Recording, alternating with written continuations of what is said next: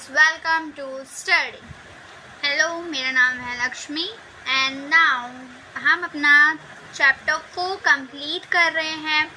तो चैप्टर 4 क्या है? Recording of a transactions. So हम उसको कंप्लीट कर रहे थे। हमने 2 पार्ट कंप्लीट कर दिया है। कैश बुक का जो था फर्स्ट सिंगल कॉलम बुक्स का, दूसरा हमने डबल कॉलम बुक सीख लिया। अब हम सीखने वाले हैं थर्ड, जो लास्ट है कैश बुक का, थर्ड कॉलम बुक। ठीक है, थर्ड कॉलम कैश बुक का, जो अब पहले उससे पहले आपको समझना होगा कि क्या है, क्या मतलब क्या है और क्या क्या उसमें ऐड करना होता है। ठीक है, तो अब कैश बुक क्या होता है? Cash book of 3 column book में क्या होता है कि जैसे हम लोग सिंगल में सिर्फ कैश बनाते थे, डबल में हम लोग कैश और बैंक बनाते थे। अब थर्ड में क्या है, हमें 3 कॉलम बनाने हैं। किसके किसके? पहला डिस्काउंट के, कैश और बैंक के, ये 3 कॉलम बनाने हैं। किसके किसके? डिस्काउंट कॉलम और डिस्काउंट, कैश और बैंक के। ठीक है, तो पहले मीनिंग जान लेते हैं। Cash book with the 3 column और for discount receive and paid cash transaction and the book bank transaction is known as the 3 column cash book. ठीक है, तो इसमें हमें ये बताना है। ठीक है, लेकिन एक इम्पॉर्टेंट बात मैं आपको बताना चाहूँगी कि अगर कैश एट बैंक बोला होगा, याद रखना क्या बोला होगा क्वेश्चन में, कैश एट बैंक बोला होगा तो बैंक का बैलेंस होगा ये डेबिट साइड में। याद रखना, बैंक का बैलेंस होगा डेबिट साइड में अगर कैश एट बैंक बोला होगा तो। अगर बैंक ओवरड्राफ्ट बोला है, ठीक है, बैंक ओवरड्राफ्ट बोला होगा तो उसको क्रेडिट साइड लिखना, उसकी बैलेंस कहाँ आएगी? क्रेडिट साइड आएगी। ठीक है, तो ऐसे ये याद रखना है आपको। अब तो इम्पॉर्टेंट है। अब डिस्काउंट का बारे में बताती हूँ मैं। देखो, अगर क्वेश्चन में डिस्काउंट अलाउड बोला है, ठीक है, डिस्काउंट अलाउ बोला है तो उसका एंट्री होगा डेबिट साइड में। याद रखना, डिस्काउंट अलाउ की एंट्री डेबिट साइड होगी और डिस्काउंट रिसीव की एंट्री क्रेडिट साइड होगी। ठीक है, ये अपोजिट हो जाएगा। याद रखना, कैश का रिसीव जो होता है, कैश रिसीव वो डेबिट साइड होगा, बैंक का जो रिसीव होता है वो भी डेबिट साइड होगा, लेकिन डिस्काउंट का जो रिसीव होता है वो क्रेडिट साइड होगा। तो ये एंट्री अपोजिट होगी। ठीक है, अब ये हो गया, ये समझ आया। डिस्काउंट का रिसीव क्रेडिट साइड, डिस्काउंट का अलाउड डेबिट साइड। ठीक है, तो अब फॉर्मेट देखते हैं, फॉर्मेट क्या है।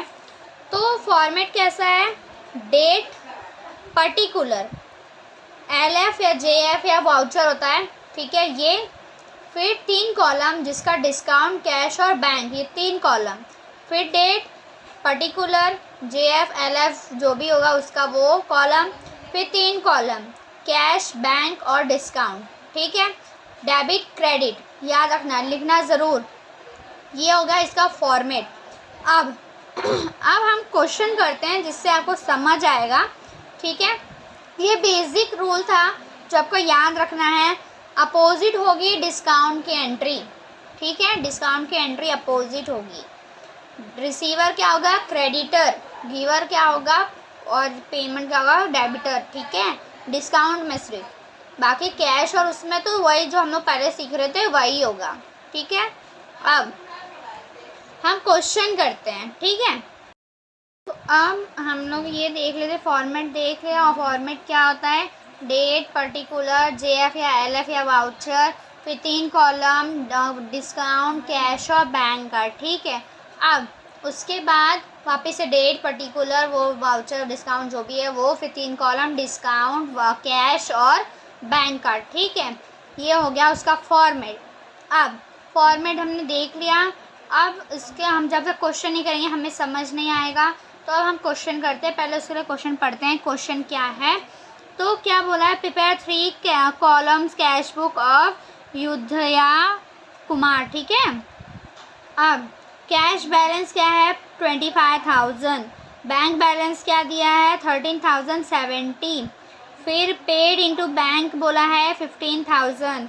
Receive cash from Shyamalal Shyamla and company, ठीक है, 9380, discount allowed to them 120, sold good for cash 7600, cash purchase 11750, क्या give Padma a cheque from for 21,375, allow a discount 125, purchase printer by check 7600, receive cash from Rajshekhar 14,320, discount allowed to him 180। ठीक है, तो ये है question अपना।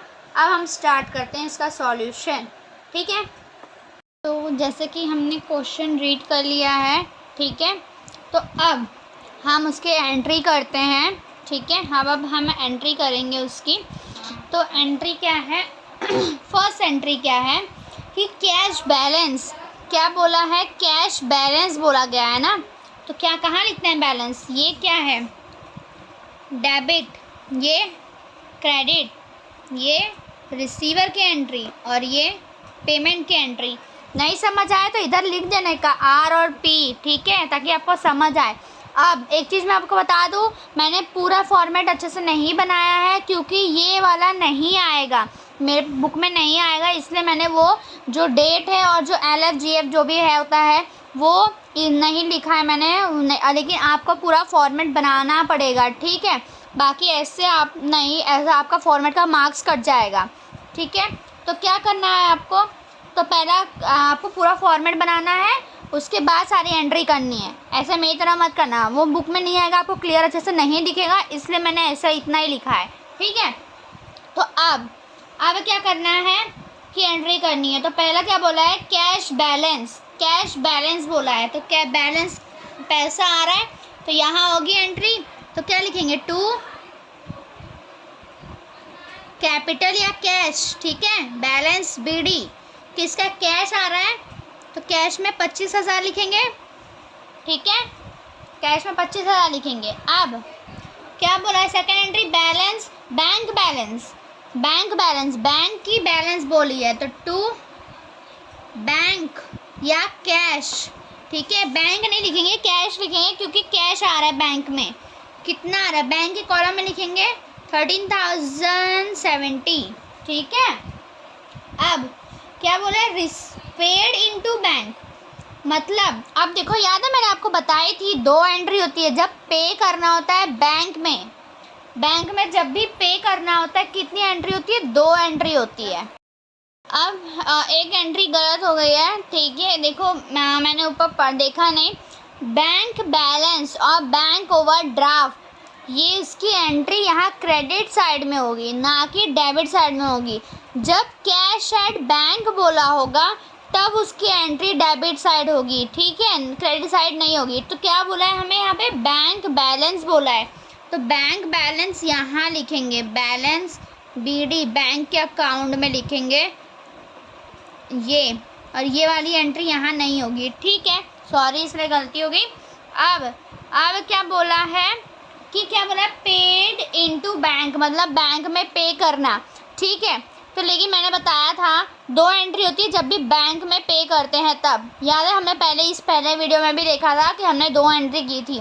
तो पहला तो पेड इनटू बैंक, मतलब हमने पेमेंट की, हमारे पास से क्या गया, कैश गया, तो क्या लिखेंगे, अपोजिट लिखते हैं, क्या लिखते हैं, bank account debited to, general entry करते हैं, bank account debited to cash account, ठीक है।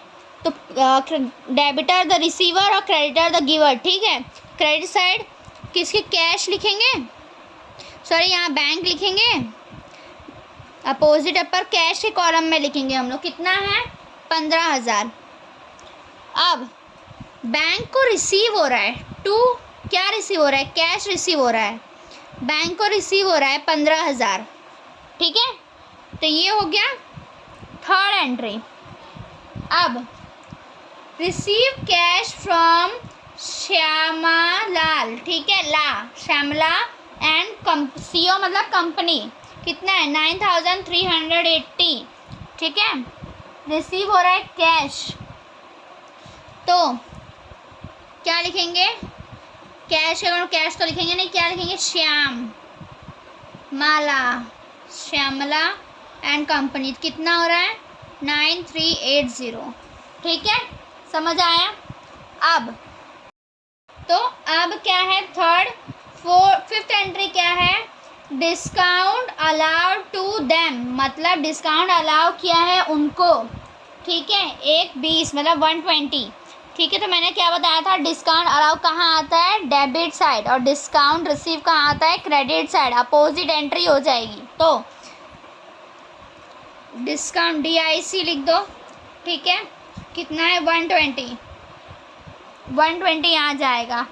अब गुड्स सोल्ड फॉर कैश, मतलब गुड्स बेचा 7600 में, गुड्स बेचा, कैश आया, तो गुड्स सोल्ड कितना कैश में बेचा? 7600। ठीक है, अब क्या बोला है? कैश परचेज मतलब खरीदा, कैश परचेज किया, तो पेमेंट की एंट्री हम लोग ने पे किया। कैश परचेज मतलब हमने पैसे नहीं खरीदे, मतलब हमने पेमेंट किया किसी चीज़ को, पैसा गया, एक साइड से पैसा आ रहा है, एक साइड से पैसा जा रहा है। ठीक है, तो हम लोग क्या पेमेंट की एंट्री कहाँ करते हैं? यहाँ करते हैं। टू कैश परचेज कितना है? 11,715। कितना आएगा? 11,715। ठीक है, अब gave Padma a cheque for 21,375, मतलब चेक दिया है, पेमेंट किया है। ठीक है, पेमेंट किया है तो बैंक में जाएगा, चेक है तो बैंक में जाएगा। क्या नाम है? पद्मा। चेक है तो बैंक में जाएगा। ठीक है, अब अलावा डिस्काउंट 125। अब डिस्काउंट अलाउ किया है, अलाउ की एंट्री क्या होती है? Debit side. टू मतलब डिस्काउंट 125।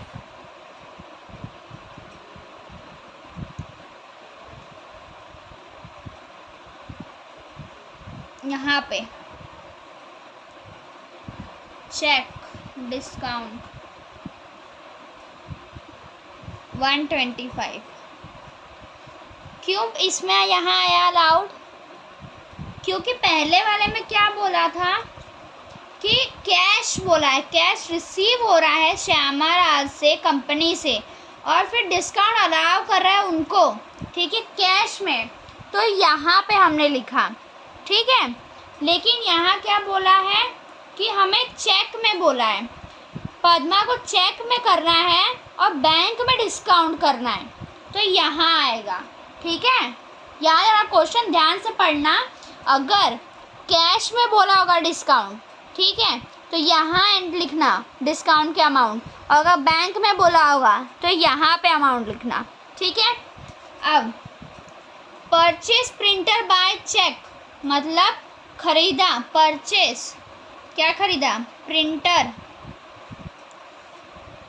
खरीदा, बाय चेक में 70। ठीक है, अब receive cash from Rajashekhar, receive हो रहा है कैश, आर लिख देती हूँ, राजशेखर कितना हो रहा है? कैश में अमाउंट लिखेंगे। ठीक है, अब क्या बोला? डिस्काउंट अलाउ टू देम, मतलब राजशेखर को डिस्काउंट अलाउ किया है। अब क्या बोला? देखो कैश में बोला ना राजशेखर को, तो कैश में कहाँ अलाउड कहाँ जाएगा? यहाँ जाएगा। अगर यही ऊपर क्या बोला था? बैंक बोला था, बैंक बाय चेक, चेक मतलब बैंक में आता है, तो डिस्काउंट बैंक में बोला था तो इधर आएगा, और कैश में बोला है तो यहाँ आएगा। तो क्या आएगा? टू डिस्काउंट यहाँ लिख देती हूँ, यहाँ पे डिस्काउंट 180। ठीक है, तो ये हो गई सारी एंट्री, बस चेक कर लो सब लोग। फिर से मैं बोल देती हूँ, सब हो गया। ठीक है, अब क्या करते हैं कि फिर से करते हैं। ठीक है, मतलब फिर से मतलब एक बार देख लेते सारी एंट्री की है कि नहीं। तो कैश बैलेंस लिखा हमने यहाँ पे, ठीक है। बैंक बैलेंस लिखा क्योंकि बैंक बैलेंस बोला है तो क्रेडिट साइड में हम लिखेंगे। अगर बैंक ओवरड्राफ्ट भी बोला होगा तो भी हम यहाँ लिखेंगे, लेकिन अगर कैश एट बैंक बोला होगा तो हम यहाँ लिखेंगे, ठीक है। अब पेड इनटू बैंक बोला है 15,000, मतलब बैंक में पे करना है तो उसकी 2 एंट्री होगी। हमारे पास से कैश जा भी रहा है और बैंक में आ भी रहा है, ठीक है। हमारे पास 2 कॉलम है कैश और बैंक की, तो हमारे पास से कैश जा रहा है मतलब पेमेंट हो रहा है तो यहाँ पे लिखेंगे, पर बैंक में लिखेंगे, बैंक में जा रहा है तो बैंक की अमाउंट लिखते हैं और नाम लिखते हैं, पर कैश जा रहा है तो इधर लिखेंगे। अब बैंक के कॉलम में हम लोग रिसीव हो रहा है तो कैश लिखेंगे बैंक में, ठीक है। 2 एंट्री हो गई इसकी। रिसीव कैश फ्रॉम श्यामालाल 9,380, ठीक है, ये भी रिसीव हो गया, इसकी भी एंट्री हो गई। और डिस्काउंट अलाउ किया था वो भी हो गया 120। Good sold for a cash 76, ये भी हो गया। कैश परचेज 11, परचेस किया तो यहाँ एंट्री होगी। गिवन पद्मा चेक फ्रॉम 21,000, ये भी हो गई। अब डिस्काउंट भी हो गया 125। अलाउड परचेस प्रिंटर को परचेस किया गया है कितना 76, ये भी हो गया। अब कैश रिसीव हो रहा है राजशेखर से तो ये भी हो गया। अब डिस्काउंट अलाउड टू हिम 8180, ये भी हो गया, ठीक है। अब तो अब हमारी ये एंट्री सारी हो चुकी है, तो अब हम सबका टोटल करेंगे। और याद है मैंने टोटल कैसे बताया था, पहले हमें क्या करना है, रफ वर्क करना है सबका, ठीक है। तो सबसे पहले हम डिस्काउंट का करेंगे, डेबिट साइड का करते हैं डिस्काउंट का, ठीक है। 300 आई थिंक होगा इसका। फिर भी मैंने बोला था कि ऐसे कभी मत करना, पहले इसे हमेशा यूज़ करना कैलसी या रफ बुक में कैलकुलेट करना। 120 + 180 कितना होगा 300, ठीक है। तो 300 इसका अमाउंट हम लिख देंगे, ठीक है, 300 हम लिख देंगे। अब और इसका 125 लिख देंगे। अब इसका करते हैं हम लोग 25, कैश का करते हैं डेबिट साइड में 25,000 + 9,380 + 7,600 + 14,320 कितना होगा 56, ठीक है। कितना होगा रफ में करते हैं, यहाँ लिख देते हैं 56,300, ठीक है, ये लिख देते हैं। अब इसका तो 15,000 का 15,000 ही लिखते हैं। ये कैश का है, ये बैंक का 15 का 15,000, ठीक है। अब ये इस साइड करते हैं 15,000 + 11,750 कितना हुआ इसका, इस साइड का 26,750 कैश हुआ, ठीक है। अब बैंक में करते हैं 13,070 + 21,375 + 7,600, ठीक है।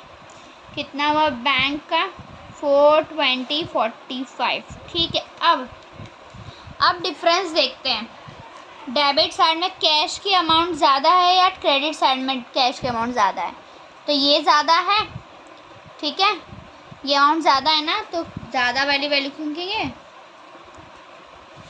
अब यहाँ पे भी ये प्रॉफिट और लॉस हुआ है, ठीक है, लॉस हुआ है, तो इसका टू बैलेंस CD कैश का यहाँ ज़्यादा है तो यहाँ पे बैलेंस लिखेंगे, ठीक है। और यहाँ अगर ज़्यादा है तो यहाँ बैलेंस लिखेंगे, पर यहाँ पे ज़्यादा है तो यहाँ बैलेंस लिखेंगे।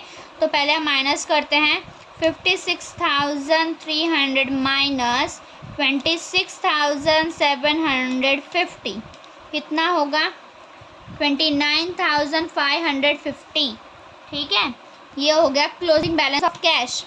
अब बैंक का कॉलम देखते हैं, बैंक के कॉलम में ये क्या बोलते हैं, कौन सा ज़्यादा है, 42 ज़्यादा है या 15 ज़्यादा है, तो ऑफकोर्स ये ज़्यादा है, तो इसका 42,245, ठीक है, ये अमाउंट है। यहाँ पे भी यही लिखेंगे, तो इसका बैलेंस कहाँ होगा 2, बैंक का बैलेंस कहाँ होगा, ये ज़्यादा तो यहाँ और ये ज़्यादा तो यहाँ, ठीक है, मैंने बताया था। तो बैलेंस CD कितना होगा, माइनस करो 42,045 माइनस कितना 15,000